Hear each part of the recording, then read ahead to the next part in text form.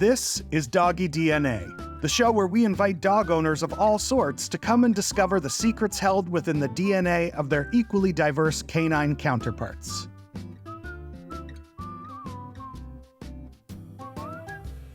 Be prepared for surprises as we reveal their DNA results to learn about their lineage and provide a historical context for their individual behaviors, personalities, and abilities.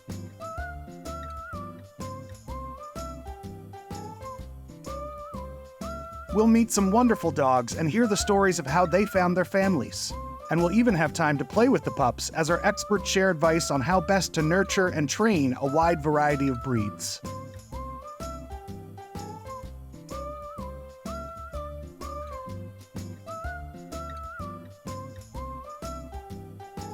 So sit, stay, and let's get to know humanity's furry best friend with Doggy DNA. Get ready to fall in love with Marigold, a dog whose funny antics will keep you glued to the screen. She's just easy to be around and just super friendly, and it's just the best. Dive into the emotional tale of Maya, a dog who perfectly blends humor with heartfelt moments. She probably kind of likes when we leave the house because she just sleeps. Meet Shugah, the canine comedian who turns every day into a laugh fest. We definitely had the same kind of connection as when I met my first dog.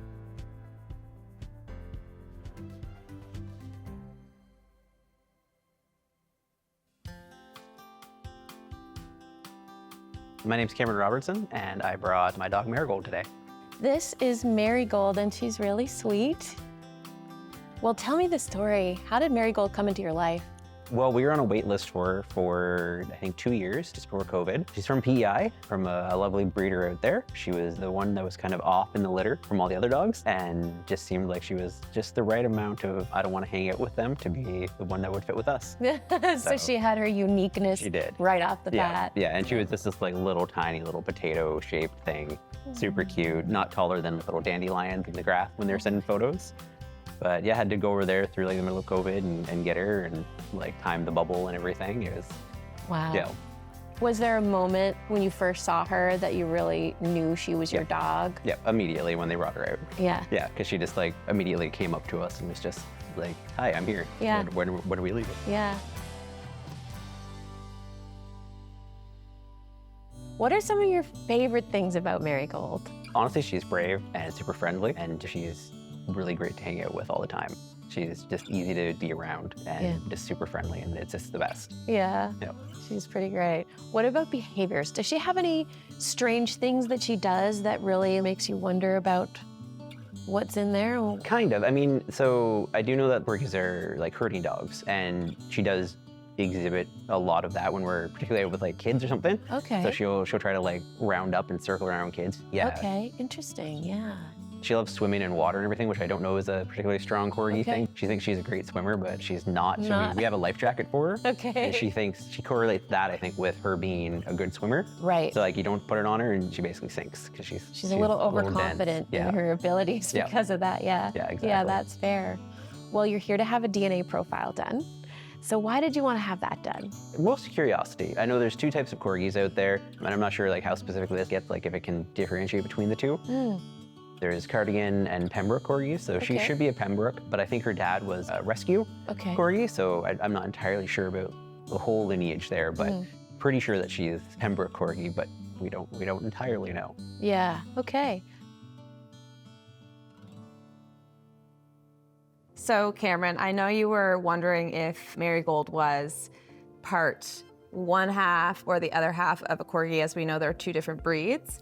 The results are in, and she is in fact 100% Pembroke Welsh corgi.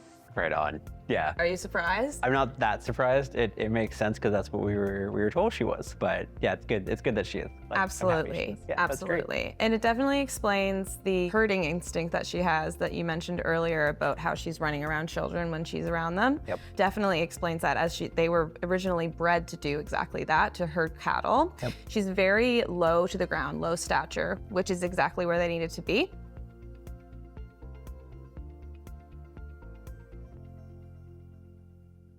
Pembroke Welsh Corgis were cherished as herding dogs and could often be seen nipping at the heels of cattle to keep them in line. Their low stature and quick agility made them perfect for navigating the rugged terrain of Welsh farms.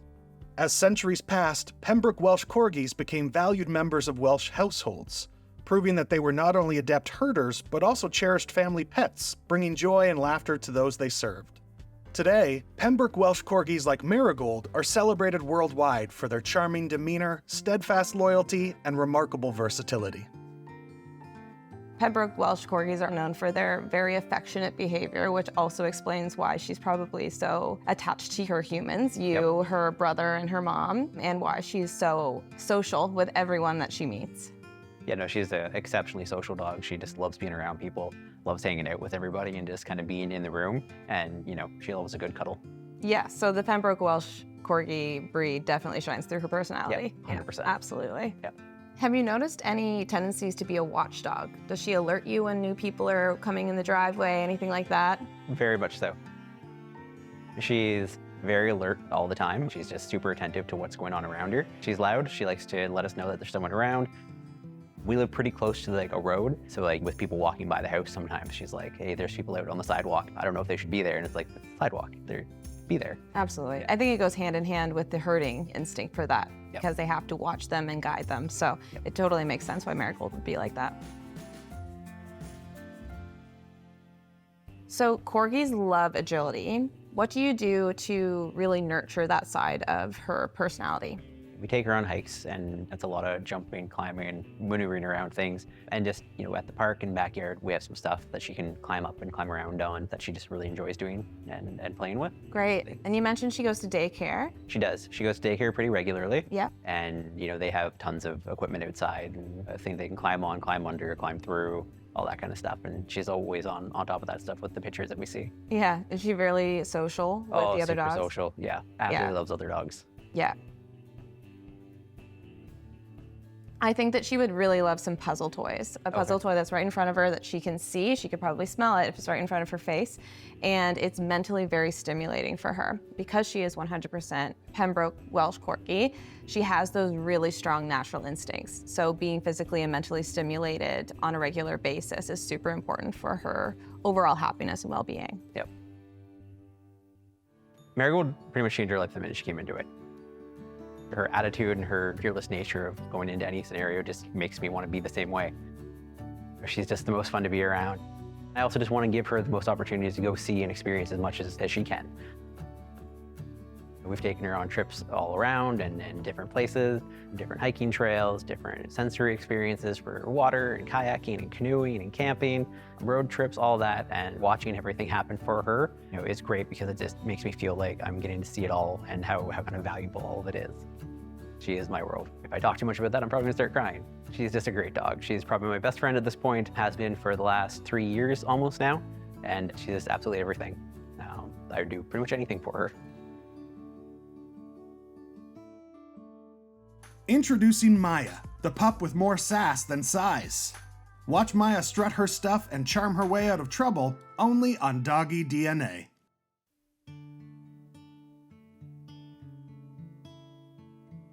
My name's Sarah Byrne, and I brought my dog Maya with me today. Sarah, I'd love to hear the story of how you met Maya. So we got Maya 10 years ago. We actually had her brother first, and then her breeder, who's actually my mother-in-law, had a set of puppies, and she was originally sold to a lady in another province. Maya got very, very sick. She was gonna be put down, so my mother-in-law said, nope, send her back. So we picked Maya up at the airport, and we brought her home, and then we couldn't give her back. So brought her to the vet, and we nursed her back to health, and we've had her ever since. Wow, Yeah. That's a really unique story. Yeah. I love that. It was a pretty smooth transition. It was a lot of around-the-clock care because she was so sick, but other than that, it was like she was meant to be there. She's just super easygoing, friendly. She loves everybody, kids, people. She just always wants to be up and cuddling. As long as you're willing to hang out with her for hours, she's quite content. Yeah, I just love how chill she is. I'd love to ask about her name. How did you pick her name?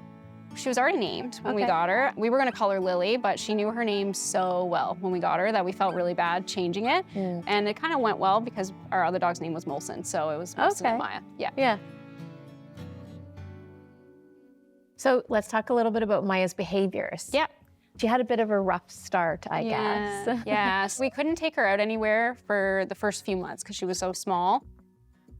The vet said, you know, just kind of be weary because we were doing a lot of testing at that time, so we couldn't socialize her like we had done her brother. So it was months really before she got any true engagement with other dogs or outdoors, very much. So because of that, she developed a lot of reactivity, especially when we moved provinces to a province that has a lot of more off-leash dogs. And she found that really quite intimidating. So she became quite dog reactive, and our other dog has never been dog reactive. So it was just kind of definitely a big switch, but we feel like her development definitely played a role in that. Yeah, no kidding. Yeah. And how is she now with other dogs? She's better. We've done training with her, so she can see a dog at a distance, and she would just rather not socialize with them, but we can go to an area with dogs and be fine. Yeah. She just prefers to be up in my arms or just, you know, Yeah. if we can go in the woods and just avoid other dogs altogether, that's her preference. That's her preference, yeah. Yeah. Well, you're here today to have a DNA profile done. Yep. Do you have an idea of what her breed is? We're pretty sure she's Maltese. That's what her papers say, so I guess we'll see.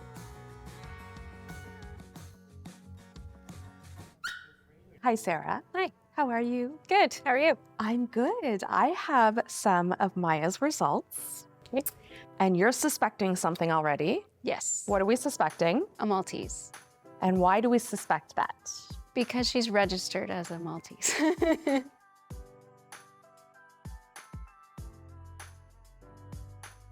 So the results say she is indeed Maltese, 100%. She's a purebred. Good job, Maya. She's like, whatever. Yeah, I don't care. She says it is what it is. So when we got the results, I wasn't surprised, but I was happily surprised at the same time that everything we've been doing, we know works for that breed, so we can just continue on as we have been. Predating the Roman Empire and stretching back as far as 500 BC, the Maltese has thrived for centuries. Originating from the island of Malta, these dogs were treasured by nobility for centuries. Bred for companionship, their silky white coats and gentle demeanor made them symbols of luxury and refinement. The Maltese's journey continued across continents. During the Dark Ages, they were bred in China, where the breed was kept alive and also crossed with other breeds.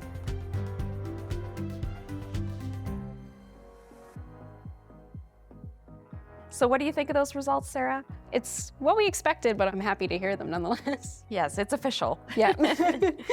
So the Maltese dogs are considered to be in the toy group of dogs. So they were made for companionship, and they make fantastic little lap dogs, very loyal and loving to their family. Do you agree? Very, yeah. And one thing that's really important to keep in mind with many toy breeds, but especially the Maltese, is that they are very attached to their family and they don't like being left alone for very long. Do you notice that? Well, for her, we can leave her, and she probably kind of likes when we leave the house because she just sleeps. Okay, so Yeah. she's an independent Maltese. Yeah. And how do you find her barking? Loud. She barks to alert, which we've always said we actually don't mind. When people ask us about Maltese, I always tell them, like, they are a barky dog. You're not going to train that out of them. We haven't tried to. She barks if there's someone at the door. She does bark at other dogs. I just say that she's small, but she thinks she's about 100 more pounds. Big dog stuck in a small dog's body. Yep, for sure. One thing I always like to educate people is, you know, don't judge little dogs. They're great when they're trained right and they come from good breeders or good rescues. They just need the proper attention. As far as training, when did you start that and how did it go? And what does she know up till now? So we started right away. We did our own basic obedience. I've owned dogs for years. So we trained her ourselves, and then when we noticed the reactivity, we brought in a behaviorist, and that's went really well. In terms of like tricks, she is stay or wait, sit, lie down, dance, sit pretty, paw. She'll like nose, so if you ask her to like target, she'll target, head down, and like weave. She'll weave through your legs. So yeah. You've done it all. Yeah, she does a little bit of everything. And these little toy breed dogs typically do pretty good in agility. With the proper training and the proper rewards, they tend to be a dog where if you have the right reward, they will work hard for it. Maya was really sweet with her tricks, extremely obedient, and Sarah has put in the work, you can tell. Didn't take Maya very long to get how to go through that tunnel. She was a little hesitant at first, but with a little bit of coaxing from Sarah, she got what Sarah was asking and she did it pretty willingly. I think she even just went right through that tunnel without needing a treat reward to do so. So that was really cute. And that also goes for the jumping over the hurdle. At first, once she kind of understood what we were working on there, without the treat reward, she would just go ahead just with the verbal cue and do the jump. It was really sweet. She did this really sweet standing up on her back legs and almost like a little dance or something. And a sit pretty, she was just pocket size and adorable. Maya means everything to myself and my husband. She's our best friend, and we take her everywhere, and we're just happy to have her. Here's Shugah, the little dog with a big bounce and an even bigger heart. Stay tuned to see what makes Shugah the ultimate cuddle companion, right here on Doggy DNA.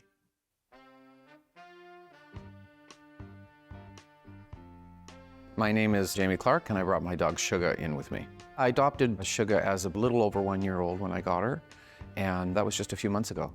Hi, Jamie. Hi, how you doing? I'm good. Very good. Welcome to the dog living room. Thank you. Super exciting to be here. Yes, Yeah. and welcome Shugah. This is Yeah. Shugah. She is very fashionable. Yeah, very special girl. Yeah, she is. How did Shugah come into your life? I had a dog, Brutus, for 14 years, and he passed away in 2022. So I took about a year to get used to the idea of picking up another pet. So I kept going to the SPCA, doing a little dog walks every now and then, so just this one day back in the beginning of November, when she came out, I was like, oh, she's super unusual. Like, what's going on with her? As soon as I brought her out on a leash, she sat down next to me in the parking lot and just kind of looked up at me, waiting for the next command and stuff, right? I grabbed her and I'm like, I think I'm gonna take her home. And then within 7 days, she was at my place and she fit right in. So let's talk about behaviors. Yeah. Does she have any behaviors that really kind of stand out or make Well, you when go, I first got her, where she was in a puppy mill for a year, she was going a lot in the house. As soon as she came home, having lots of accidents. And I never scolded her for it. I steered away from bringing attention to that she did that and would constantly try to get her out to break the habit. Because she probably had carte blanche for a year, just going anywhere she wanted, and then they just go in and clean it up. There was no consequence, but there was also no training. So I started training her right away with getting outside regularly, and it took some time to break that habit. But why did you want to have the DNA profile? Well, she's got some really weird anomalies with her body, right? She's got the merle coat, and there's that pit bull blue kind of part of her coat. She's got very big bat ears, and I don't know if that may be some kind of a hunter implication or a French bull. They had maybe alluded to the fact that she might be a Staffordshire Terrier and a French bull cross. Okay. But she's also got webbed feet, so Yeah. I suspect there might be a little bit of a pointer or some kind of a water dog. How are you, Jamie? Really good. Really excited to hear about what my dog is made up of. Yeah, so I have the results. And I always want to say sugar, but it's Shugah. Shugah, I call her Shugah because it's just easier to kind of roll off your Every time I tongue. want to say Shugah, I always, for some reason, add an accent, like Shugah. It's a Shugah? bit southern. Yeah. Yeah. Sugar? Where's Shugah? Pearls? Just a bit of a southern belle. Okay. I'll go with Shugah. I got her results. Yeah, okay. Okay, so starting at 34%, Sugar's results are Bulldog. Okay, So yeah. 34%. Not surprising. Okay. Yeah. And at 66%, Okay. she is an American Staffordshire Terrier. Wow, that's awesome. Yeah. I mean, that tracks. She's got the physical characteristics. That's right. Yeah. When I got her from the SPCA, they had said that she's basically classified as an exotic bully, which just means she's got some anomalies, right? And yeah, that's amazing. Very cool. Very, very cool. Although not an official breed recognized by kennel clubs, the Bully Amstaff has gained popularity among dog enthusiasts and breeders alike. Originating from the working-class streets of 13th century England, bulldogs were bred for bull baiting. This blend inherits the bulldog's tenacity and the Amstaff's loyalty, making it a versatile and beloved companion. Over time, the Bully Amstaff's reputation spread far and wide. From farmyards to city streets, their journey is a testament to the enduring bond between humans and their four-legged friends. So what do you think? I think that's amazing, yeah. I can see, just from what I know about some of the Bully and Staffy kind of characteristics and personality traits, she definitely exhibits both of those. Right, yeah. So she has this beautiful mixture of what we just kind of generalize as bully breeds, right? So we have pit bulls and staffies, and bulldogs fall in there too, because all of those breeds actually do originate from the bulldog. Right. The bulldog was the original one used for bull baiting, which is now illegal. Yeah. And then from the bulldog, they had created the Staffordshire Bull Terrier, then the pit bull, then the American Staffordshire Terrier. So they're all related. Yeah, they're all related. Yeah. So even though she does have those two breeds in her genetics, they all kind of originate from the bulldog itself. Really good family dogs. They can be a lot of energy. And so a lot of these dogs do require a lot of training from the get-go and then continued out throughout their life to ensure that they're very well-rounded. And does she come with some things that she already did, like sit, stay, or any kind of... She knew nothing. Okay. So it's been, you know, I mean, she's still a puppy. She's just over a year and a half old. And I'm patient with her too. And again, I'm not the kind of dog or pet owner who's gonna require a dog to know every single command in the book. To me, they're companion animals, and she seems to just click right in. She gets in the car, she jumps up on the seat, she falls asleep. I can take her for a 5-hour drive and she's not fussy, right? And I think a lot of that, you know, animals will read the temperament of their people too. Anyway. I totally agree. And I think what you're explaining is mutual respect. Totally, yeah. So you're respecting her boundaries and what she's comfortable with, and you're not going to push her to the point where she may be too fearful. Yeah, sure. And she's also picking up on your energy of, it's okay. Yeah. It's okay. Yeah. Everything is okay. Yeah. Yeah, that's a beautiful thing. Yeah. And so, yeah, work with her. One thing that I did want to mention is you had mentioned that she's a really good sniffer. So she does. It sounds like she'd be really interested in doing some scent work and stuff like that. Yeah. Because it's very stimulating for them. Having lost a pet before, and he was my sidekick, rediscovering that I can have another connection to another dog in the same or similar way, and it's kind of peculiar, but my old dog died just about when she was born. So when I met her, we definitely had the same kind of connection as when I met my first dog. And not that I believe in reincarnation or anything, but it was almost like I was looking at my old dog. There was a lot of what she gave me from a more youthful perspective, because she's much younger than when I adopted my first dog, but she's kind of like a reincarnation.